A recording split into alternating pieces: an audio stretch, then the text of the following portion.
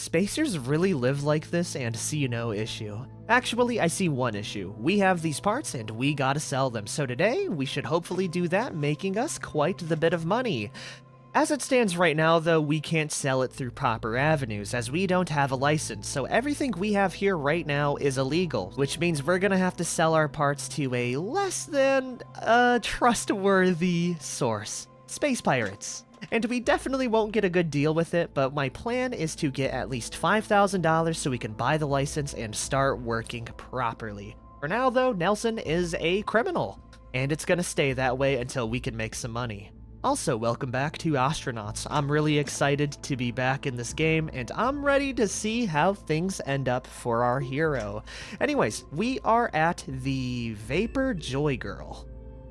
All the way over here, boosting off of K-Leg down in this corner there, and the flotilla is a solid 974 kilometers away. Before I do head off there, we did just dock with a new ship, and with it we have some thrusters to sell. So we are going to be ferrying all of the parts we can grab there into here, and with that we should have more than enough to sell off. Before I do get started, we're gonna check our oxygen levels, which seem to be pretty good, and we're gonna do something a little bit better than just turning off our responder. And what we're gonna be doing is turning off the power to the ship, because how can a ship detect me if there's nothing to detect?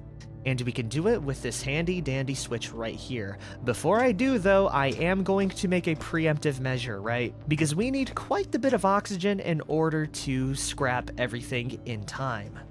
So listen on in as I tell you a little secret. As right now, the current conditions we have on the ship is about 2/3 nitrogen, 1/3 oxygen, which is about the same as you would have on Earth, but you can do one thing if you want a little bit of extra time in your suit and in your cabin. We can access the pumps here, going right to the control panel and turning on the oxygen pump. We're gonna let that go for a little bit, then we're gonna turn it back to auto. And now, if we check our little ship here, we are running about a 50-50 split of oxygen and nitrogen. I'm actually going to bump it up a little bit more.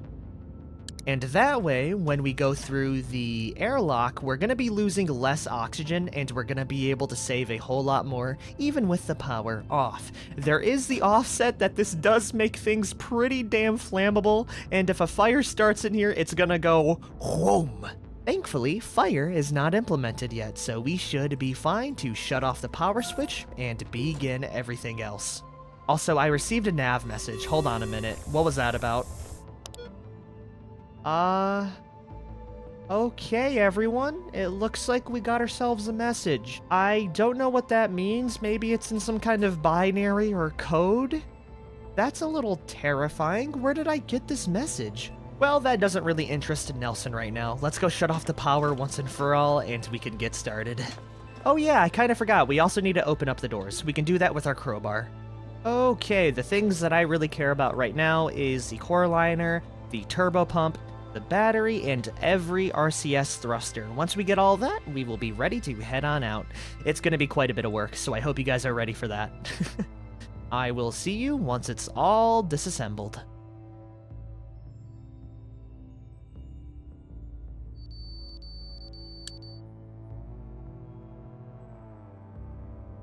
Alrighty everyone, small little update. We are making really good progress. We got actually three out of the 4 thrusters. We have the battery, and we can go grab the core liner right now. On top of it, I am also grabbing another nitrogen canister in order to not pay any fuel fees, because they can get really, really expensive. Also, our little idea of overloading the oxygen has actually worked out really well for my work ethic, because it allows me to stay out at least another minute or so, which is everything right now. Our oxygen levels are still looking really good, so we are making some damn good progress so far, and I have even more supplies. Now, there is one problem. Let me go pop on my helmet really quick, and it's the fact that, one, we're hungry. Not gonna lie, I was expecting to find some trenchers inside of these places, but yeah, we have not found any of that. But secondly, one of the parts did drift outside the ship. So, in order to reach it, what we can do is scrap the wall, and we should be able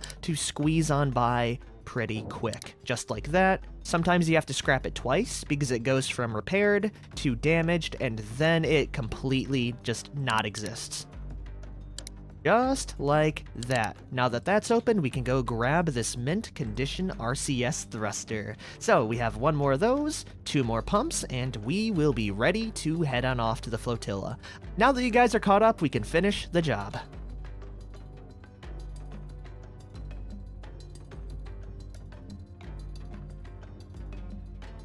Okay, everyone, that is going to be the final part I am taking from here. I got a little carried away, and I quite literally took everything in here. I was even thinking about taking the racks, but I'm not that desperate just yet. Anyways though, this kind of leads me into another thing that I thoroughly enjoy about the game.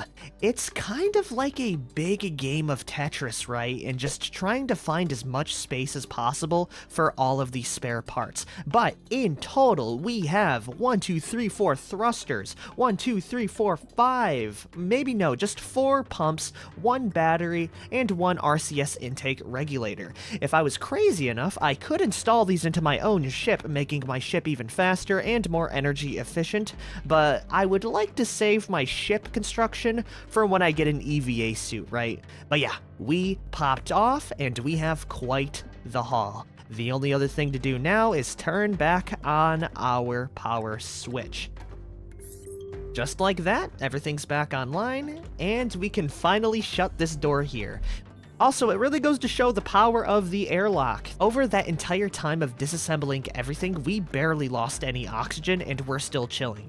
If you don't got an airlock, I highly recommend them. Alright, now we gotta move our way on over to the flotilla, and hopefully when I turn on my transponder, we don't have an active warrant for our arrest, because that is a possibility. We shall see very soon. We'll turn it on. Everything's looking good. I don't see any messages in the message log other than the really shady one. Yeah, I have no idea where the hell that thing would even be. Huh, I guess it's just another one of the mysteries of the universe. Hopefully at the pirate hub they have some food, by the way. If not, we are gonna have to make a beeline straight back towards another location. Anyways, we're gonna go undock really quick from the ship. We're gonna mute the alarm and we're gonna schmoove our way on over. It's gonna be quite a long trip, so maybe during the, wait, we can go repair some parts on our ship. We do have quite a bit of weight on our ship right now, so it's going to take a little bit longer to adjust from that. We're going to turn that bad boy around, and it looks like a Gang Crawford wants to seek help with a family matter. We could get some money from that, but we're going to ignore that for now. I got to worry about my own skin. We're going to set this bad boy up ahead, turn a little bit to the right, and coast right on through, probably going at a solid 600 to 700 meters a second so we can get there pretty quick. Yeah, that sounds good to me. Okay, we're going about 1 kilometer a second. That is beautiful. Trajectory looking good. We can leave that going for a bit. Also, it looks like our fuel is looking pretty rough right now. We're sitting at a solid 47%, and if I were to recall correctly, we should have 2 tanks of it. No, we only have the 1 tank. Oh no, we do have 2. We have 1 in here, which is still at 94%, and the other one here is empty. Okay, cool. We can do a little hot swap then. That's exactly why I brought these 2 extra cans, by the way. Alright, before I do that, I'm gonna go link my PDA to the nav console, so if we do get close to anything, we can get a nice little reminder that we're going to crash and burn. Beautiful. Now it's time to swap out the intake can. Installing the new one. Let's just scoot this out of the way. Honestly, it's junk. I'll probably pawn it for like $5. This one we can drop right in there. Just like that. It's a pretty easy swap, and if that runs out, we also have this one down here. And would you look at that, our RCS meter is at 89%. Aw, dude, it's so cool how we can do that. Who needs to pay for gas money when you can just, siphon it from other dead derelicts? We're chillin'. And we're gonna be arriving at the flotilla in about 10 minutes. I'll stop it at 5. For now, we can do some auto-tasking to repair the area. Oh, actually, why am I repairing the ship? We can just repair certain parts to get even more profit from it. Yeah, that's way better. Let's do that instead. Awesome, we got about 1, 2, 3, 4 of the pumps in mint condition, which means they are in perfect selling price. I will say we are kind of overshooting the flotilla right now, so we need to make a few trajectory changes. For now, we're gonna switch this bad boy around and go on the up thrust until we're at about 500 meters, cutting our time in half to 4 minutes and 44 seconds. Okay, we can get a little bit more repair work done now. Let's try to finish up this turbo air pump here. Like that? Okay, cool. Mint condition. Now we need to focus on piloting because this is where it gets a little bit finicky. We are approaching rapidly. Right now, what we really need to do is keep an eye on our navigation map so we don't crash and burn terribly. I currently have our speed at 265 meters, so we're not going to go in too hot, but it is always good to keep an eye on things to make sure you don't explode. Okay, we're approaching very rapidly. As soon as the alarm goes off, we're going to start to slow down to about 80 meters a second. Okay, there it goes. It's time to slow down the speed, 80 meters, mute that annoying alarm. I'm actually gonna go a little bit slower at 50 so we don't slam into here instantly, and we gotta make a quick little docking procedure. Please answer quickly, I am approaching your location rapidly. Okay, cool, we got docking clearance, and we can see our goal. We're gonna let it coast in just a tiny bit. It looks like it's gonna line up pretty well. As soon as it gets a little bit closer, boom, perfect. I will say, maneuvering a heavier ship is pretty damn hard, especially with true thrusters.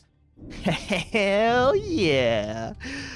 Oh, what a day. And before I go off on this pirate ship, what we're gonna do is make a bartering zone so I don't have to, pick up every single ship piece and lug it individually. We can do this by pressing N, adding in a new zone.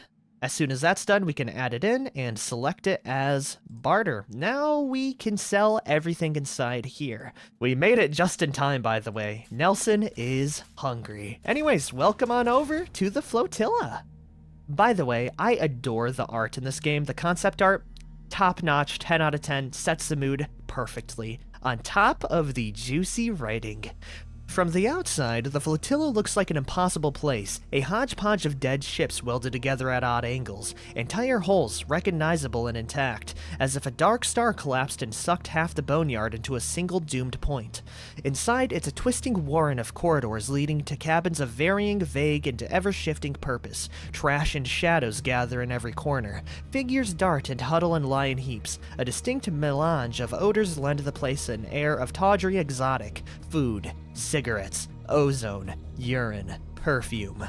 Apparently, it all started with a humble salvage pod and a pissed-off spacer. Accounts differ as to whether she was dodging criminals or law enforcement or simple docking fees, but in any case, she flew her little Ryoka Tu-77 about 3,000 clicks outside of 1036 Ganmed, welded it to the side of a reactor-powered Tetsudo Mina, and parked there for good. Her tantrum wouldn't have mattered if it weren't for a clever bit of engineering. She managed to hack together a controller for her RCS package that perfectly mimicked the oblong, year-long orbit of Ganmed. Soon after that, a heavy hitter in the criminal underworld caught wind of a spot outside of prying eyes of the Iyotamiwa security, moved his outfit on board, and the rest is history. Sordid, bloody, vile history. Now, years on, the flotilla has ripened into a refugee for criminals, thieves, freedom fighters, the insane. It's become a catch-all for anyone who refuses to hack it in the dead-end labor grind Iyotamiwa sponsors on K-Leg Station.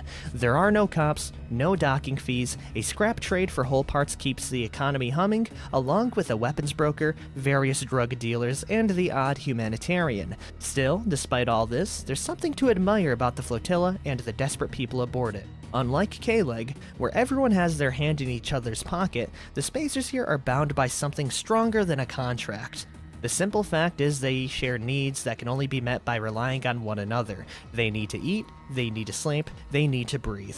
There's a certain pride to living here, an enduring knowledge that despite the fact you might get stabbed in the liver, at least you won't die wearing an Iyotamiwa t-shirt. Very nice. And here we are, everyone. If I could describe the flotilla in any way, it is a It's a poop hole, let's be honest here. You can tell from the scrap machine that says we buy crap instead of scrap. There's trash all over the space, but it is a very, very unique area. We have weapon brokers, we have drug dealers, and hopefully we have a couple of food stalls. Man, I'm hungry. Most importantly though, the reason why I came here is for the scrap machine. Never mind, none of this is wanted. I made a small miscalculation, but we do have a couple of other traders that might be able to get me what I need to succeed. We just gotta look around. If I recall correctly, the weapons dealer should be down over here, with my good old friend Sean Blake. Holy hell, he looks grody and he has a crossbow injury. Anyways, haha, buddy, would you want to trade with old Nelson here? Yes, he does. Here we can buy shivs, knuckle dusters, pocket knives, and fusion reactors. I think this is where we get our money. Hold on here. Oh yeah, we can sell some real good stuff here. I say real good stuff very selectively because these prices are terrible. What we can sell for $387 here is something we can sell for like 2 to 1,000 at a proper avenue, but we don't need a license, which kind of, you know, makes it worth it. Okay, what do you buy again? We could buy an arcade gaming cabinet if I had enough money. There's also knuckle dusters. You know what? That really wouldn't be that bad.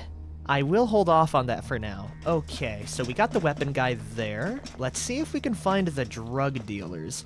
No, you can tell where the drug dealers are immediately. Look at this, they got a whole-on hydroponic system. Hey, Amanda? What do you got to trade? We have anti-gravity pen injectors, anti-nausea pills, some antibiotics. Can I sell anything to you that you would want? Oh, actually, yes I can. They will buy air pumps. That actually makes so much sense. Obviously they'd buy air pumps. They got a hydroponic system. Okay, Amanda. It looks like you're buying at a higher price as well. So don't mind me as I sell off these air pumps, including the turbo one. Why the hell not?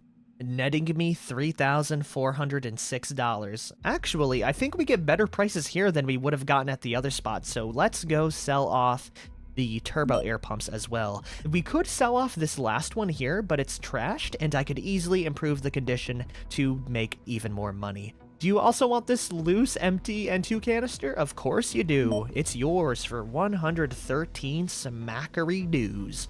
Boom! Nelson here has got some money and he looks real happy because of it. Holy 10,000 to our name, everyone! That's enough to cover 3 mortgage payments in a single day. Not bad, not bad at all. Are there any food stalls around here? I'm kind of hungry. Oh yeah, speaking about that, I did steal a poster from the ship we were at before. I thought it was pretty cool. It is just a work poster though, but it tells you kind of like in a tutorial way on how to survive, right? It tells you to keep your O2 levels at 20 kPa and your CO2 levels not exceeding 1 kPa. It's a cool little, you know, bit of lore. I'm so hungry though, please tell me there's a place to buy food here. Let's see, we have crates over there, a couple of helium tanks and a really screwed up reactor. I don't see any place to buy food though. So it looks like old Nelson here is gonna have to head home in order to buy some supplies. That's fine. I'm gonna talk to the shipbreaker here and we're gonna buy a weapon, because why the hell not? I mean, come on, through style points alone, they're really cool, and it just so happens that good old Nelson here— oh no, I sent it to my barter zone, we might have lost it. It might be outside, and if that's the case, okay, no, we dropped it right there. Perfect. But yeah, if you guys remember, Nelson Bernard here is trained in unarmed melee, so having a pair of knuckle dusters would probably do him a lot better than a crowbar. That's huge. I'm really sad about the food. We might starve to death, so we need to head to the K-Leg right now. We have more than enough for the license, so yeah.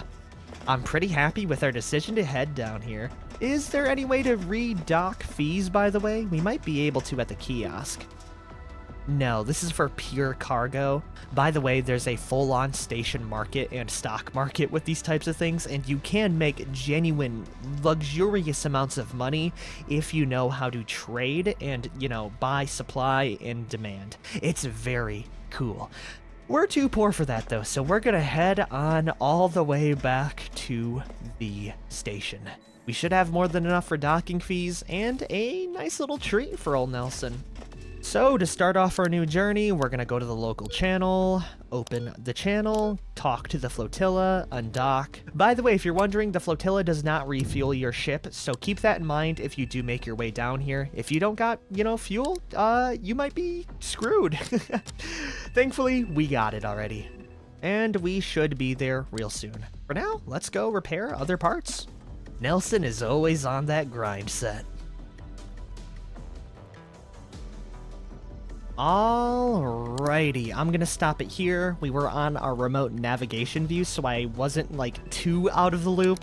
We did repair an extra thruster though, and the RCS intake regulator. We still have another 4 to repair, but I think that's pretty good progress. Right now, we're going in pretty hot at a solid kilometer a second, so we're gonna slow this son of a gun down so we can actually make it to the port and not crash and burn terribly. We're gonna cut our speed in about half, I think. Yeah.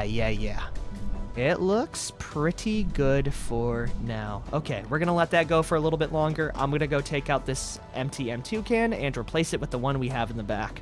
Oh, also, I'm gonna go pick up my knuckle dusters. I'll keep that inside my bag. Thank you very much.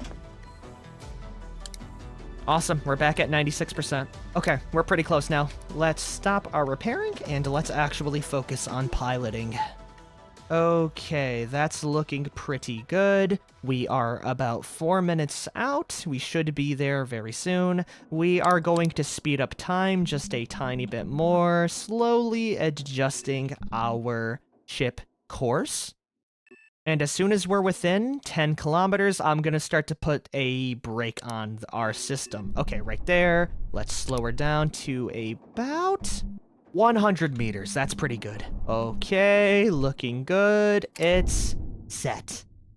And just like that, we completed our first real scrapping mission. Under the table, of course, but it still feels really nice to be back at K-Leg. Welcome on in, everyone. As comfortable as it feels to return to the station after scouring the cold boneyards for parts, in the world of semi-legal salvage, finding parts is only half the battle. The rest is selling it. Station centers are connected by a rail, a single-car shuttle system that is constantly in a state of disrepair. With a working knowledge of the station and an appetite for risk, you might even find a way to make a living on this rock. The K-Leg economy is a strange beast. There's the corporate-sponsored salvage trade, run through the scrap and license kiosks. With the right license, you can rent time out in the boneyard and to pick parts without being bothered by the Ayoseka goons. The black market is another matter. Industrious scavengers know that if you want a premium price for a rare piece, then you're gonna have to find a reliable fence, but it won't be easy gaining their trust. Lastly, the Gig Nexus shops out jobs to just about anyone. The work ranges from menial station jobs to high-risk boarding operations. In every case, the faster you work, the more money you'll find. And that is exactly what we're gonna do. Anyways, I'm gonna save the salvaging license for next episode. Right now, what we can do instead is pay off our mortgage. If you look up here, our shift is almost over, and we owe a solid $2,856. It's rough out here, man, so we're gonna pay those fees. We are now paid off for the next 4 hours, and if we head over to the kiosk here, we can see... Oh, nope, wrong one. It's this one over here, the fueling station. Oh, wait a minute, we already paid off our docking fees. Okay, we're good. Hell yeah, I'm guessing it was from the mortgage payment then. Yeah, there it is. We had to pay $350 just to dock here, man. It's rough. And I think old Nelson here has earned some real food. So we're gonna head over towards, I think we're gonna go for the Xinhua Fusion street food. Yeah. Let's get ourselves some Szechuan beef with pink peppercorn. $600. Okay, maybe not. Let's go a little bit cheaper and we'll get the noodles with nest egg herb and daisy flakes. Nothing beats good noodles, except maybe noodles made from single-cell protein and mealworm powder topped with a dash of Nest Egg's famous herb and daisy flakes. Nest Egg vehemently disapproves of such pedestrian use of its flavoring, but that's only reinforced the practice. Oh man. Maybe we get the fish balls? Nah, let's get noodles. Who am I kidding? Anyways, I think this is going to be a good spot to end the episode. Next time, we can do the proper salvaging trades, and maybe we can find that black market target. For now, though, we can eat our delicious street food. Not really, though. It is a lot better than Trenchers, though. Nelson Bernard has recently savored a gratifying culinary experience. We have $7,000 to our name, and the sky is the limit. If you guys have liked this episode, be sure to like, favorite, share, and subscribe for more as we explore more of the Boneyard. I will see you guys later. Peace out, everyone.